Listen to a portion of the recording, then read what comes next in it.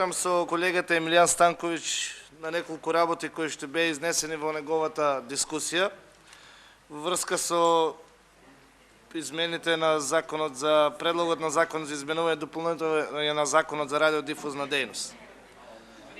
Значи, првенствено не слушнавме ништо ново од страна на ниту колегата Станковиќ, ниту СДСМ, освен повторно нивните црни сценарија во стилот на предвидување на Нострадамус. И тоа не е ништо ново за нас како пратеници, бидејќи било каква измена која што е поврзана со одредени финансиски средства, ги слушаме истите обвинувања како оваа година нема да земате пензија, фондот за пензиско е готов, оваа година фондот за здравство капитулира, оваа година МРТВ капитулира и се така натаму. Да не ги редам сите институции кои што секоја година капитулираат, а секоја година си функционираат онака како што треба и ја дочекуваат наредната година.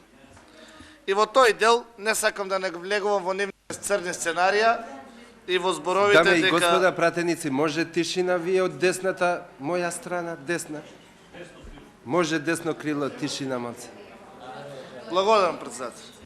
Исто така, сакам да продискутираме околу една работа, околу тоа дали сакаме силна македонска радиотелевизија или не. Во еден момент господинот Емилијан Станковиќ самиот рече дека и тој се залага за да имаме силна македонска радиотелевизија која што одраз лице на Македонија како држава. Од друга страна, треба да бидеме реални и да кажеме дека ситуацијата во македонската радиотелевизија со години назад не е онака како што треба. Треба да се преземат одредени конкретни чекори околу неизина санација или неизина реорганизација и така натаму. 4 години под водство на Гордана Стошич вие ги преспавте.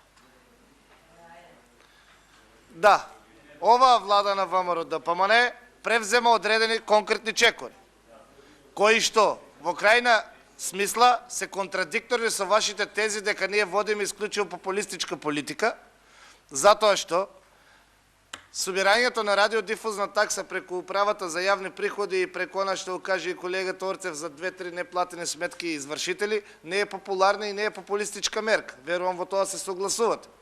И ако гледате од политичка гледна точка, како што вие секојаш ги гледате работите, тоа носи негативни поени на власта која што го имплементира овој закон.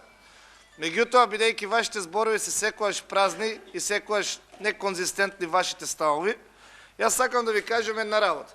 Дека не постои ретко е држава која што има своја собствена телевизија, која што не се финансира и од радиодифузна такса и од маркетинг. Дури имаме држави еве како Франција, како Данска, како Албанија, каде што има од државни даноци. Значи исто така три начини на финансирање на нивните јавни радиодифузни сервиси. Исто така, постојано, порано ве слушавме дека се државте и пресконференции, дека македонската радиотелевизија не треба да ја успоредуваме со неа, меѓутоа еве барем да видиме што се случува во нашата околина. Па ги земате за репер Србија, ја земате Хрватска. Па во тој прайм тајм сите ја гледаме Хрватска и Србија, нема реклами? Дали во Србија и Хрватска нема радиодифузна такса? И колку пари изнесува таа радиодифузна такса? Ајде одговорете ми на овие прашања. Да. И дали во нивните прај тајмови нема реклами? Како што зборувате. Дали на хрватската радиотелевизија нема организирање на прекажување на игри на среќа? Има. Еве јас ќе ви кажем, има, тоа го знаете и вие. И сега, од една страна сакаме ние да ги достигнеме квалитетите на овие, не зборувам сега за не знам какви бренд телевизии во светот, зборувам за локални телевизии кои што на вистина во однос на нашата македонска телевизија се години напред. Меѓутоа ние мора да почнеме нешто да работиме, да носиме одредени решенија со кои што би ги превзеле првите чекори за санација конечно на таа македонска радиотелевизија која што се сложил со господинот Орцев дека е буребезно 20 години наназад. Меѓутоа оваа влада конечно сака да се нафати да донесе одредени конкретни мерки кои што во политичка смисла може би одели во негатива, меѓутоа кои што би значиле конечно решавање на одредени проблеми кои што ги имаме со македонската радио и телевизија. Јас знам дека вие не се сложувате со тоа и нормално е, вие затоа сте и опозиција. Ние сме позиција, треба да ги спротивставиме нашите ставови. Кога зборувате за висината на таксата за радиодифузија, треба да бидете чести да кажете дека не 100% од средствата одат за македонската радио и телевизија. Значи 72% од средствата одат за македонската радио и телевизија, си има таму одреден процент кој што оди за македонска радиодифузија, за одржување на репетитори и така натаму. Има 4 или 3% сега, да не сгрешам, кои што одат за проекти поднесени од страна на приватните телевизии и така натаму. Меѓутоа, вие овде постојано ја наметнувате тезата дека сите тие 190 денари, значи сите 190 денари, одат за македонска радио и телевизија и за господинот Ефтим Гашев, кој што, или вашата колешка го прозива како, не знам како го викале попрекар човек. Значи, добро, не е важно. Значи, не одат сите пари. И немојте да ја буткате оваа теза дека сите 190 денари одат за македонската радио и телевизија.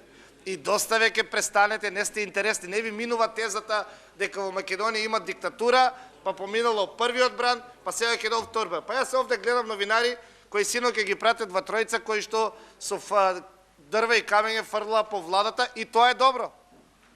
И тоа е доказ дека ние во Македонија имаме демократија. И нормално е дека медиумите треба и да ја критикуваат владата, меѓутоа треба и да ја фалат владата. Ке ги има, од секојаш ги имало и ке ги има. И не се секирајте. Се додека пензионерите редовно ќе се взимаат пензии и фонд за здравство нема да пропадне. Се до тогаш. Значи, тука се новинарите. Јас не гледам дека им фали влакта од глава на нив. А синоќ ќе ги гледам во 12. Па не треба и да им фали. Меѓутоа, според вашите сценарија, како веќе да е готова ситуацијата.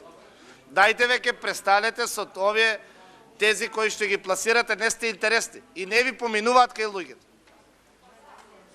Не ви поминуваат и затоа рейтингот ви е тој кој што ви е. Благодарам.